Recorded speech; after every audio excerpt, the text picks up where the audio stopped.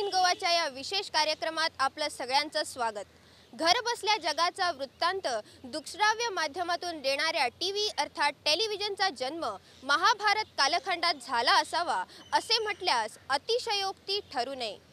महाभारत युद्धप्रसंगी रणभूमीवर चाललेल्या घटनांचं धावतं वर्णन संजय याने घर बसल्यास ऐकवलं होतं। यावरूनच स्फूर्ती घेऊन राष्ट्रीय दूरचित्रवाणीला दूरदर्शन असं नाव देण्यात आलं। आज जागतिक दूरचित्रवाणी दिवस या निमित्ताने इन गोवाचा हा विशेष वृत्तांत।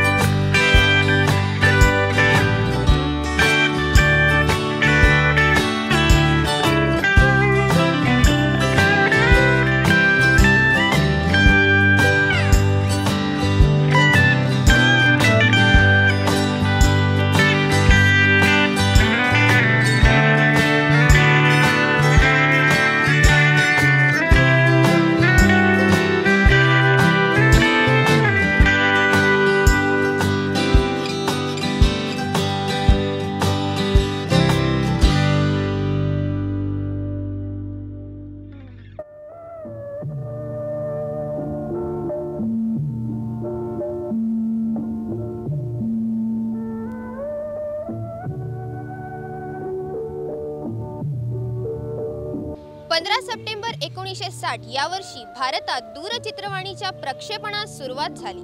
दूरदर्शनचे पहिले संचालक होते महाराष्ट्राचे लाडके व्यक्तिमत्व पु. ल. देशपांडे आणि असे म्हणतात की पु. ल.नीच दूरदर्शन हे नाव सुचवलं आणि आज ते सर्वसामान्य झालं आहे। मात्र मुंबई दूरदर्शनची सुरुवात होण्यास 1972 साल उजेडावं लागलं। त्यानंतर 1975 पासून भारतातील इतर शहरात दूरदर्शनचे प्रसारण सुरू झाले। सध्या देशातील 85% लोकांपर्यंत दूरदर्शनचे कार्यक्रम पोहोचतात, तर तब्बल 49 शहरात दूरदर्शन कार्यक्रमाचे निर्मिती केंद्र कार्यरत आहेत। सुरुवातीच्या काळात चिमणराव गुंड्याभाऊ, गोट्या, 100, प्रतिभा आणि प्रतिमा, ज्ञानदीप आणि शेतकरी बंधूंसाठी आमची माती आमची माणसं या मालिका ज्ञान, माहिती आणि निखळ मनोरंजन देण्याचं काम करत होत्या। तर राष्ट्रीय पातळीवर हिंदीतल्या बुनियाद, हम लोग, ये जो है जिंदगी, हम पांच, रजनी, व्योमकेश बक्षी या मालिकांबरोबरच रामायण आणि महाभारत यांनी विक्रमच निर्माण केला होता।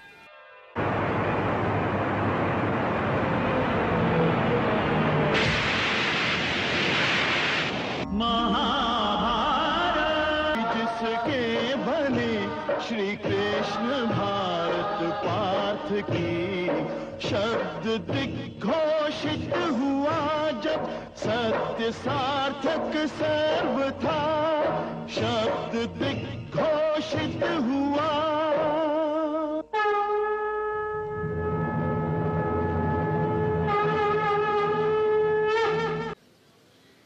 या मालिकांबरोबरच दूरदर्शनच्या बातम्याही तितक्याच विश्वासार्हतेने पाहिल्या जायच्या।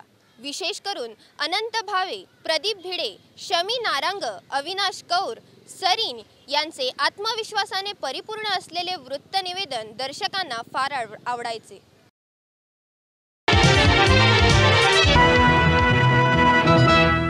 नमस्कार, आज के समाचारों में डॉक्टर शंकर दयाल शर्मा भारत के 9वें राष्ट्रपति निर्वाचित।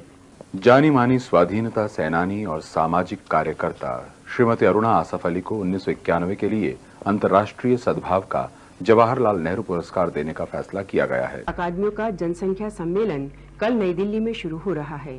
सम्मेलन में जनसंख्या बढ़ने की जटिल समस्या, सामाजिक आर्थिक विकास और पर्यावरण संरक्षण पर विचार किया जाएगा। महाराष्ट्र में लातूर और उस्मानाबाद जिलों में भूकंप पीड़ितों के लिए भूकंप के झटके सह सकने वाले मकान बनाने का काम कल दशहरे के अवसर पर शुरू किया जाएगा। इस पर सदन में शोर शराबा शुरू हो गया। कांग्रेसी सदस्यों ने इस पर जोरदार आपत्ति की। नमस्कार, इस बुलेटिन के मुख्य समाचार। प्रधानमंत्री ने कहा है कि सरकार जम्मू कश्मीर में चुनाव कराने के लिए वहां की स्थिति की फिर से समीक्षा कर रही है। दूरदर्शनवरती जाहिरातीही प्रसिद्ध होऊ लागल्या आणि काही तर भलत्याच लोकप्रिय ठरल्या। Washing powder Nirma, washing powder Nirma. Baby, it's fruity. Holly, it's fruity. Oh, how fresh can you get? ये कौन सा पेन है? रोटोमैक, लिखते लिखते लव हो जाए। Rotomag, yeah, what? Stop my bike! Who's the guy? Who took my bike? No problem. Who's the guy?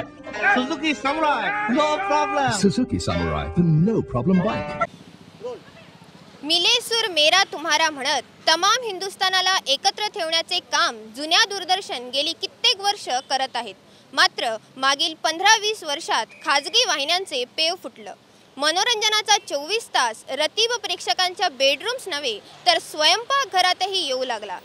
एकत्र कार्यक्रम पाहणारे कुटुंब तुकड्या तुकड्यात बिखरू लागले. आता तर प्रत्येकाच्या हातात चिमुकला दूरचित्रवाणी संच मोबाईलच्या रूपात दिसतो आहे.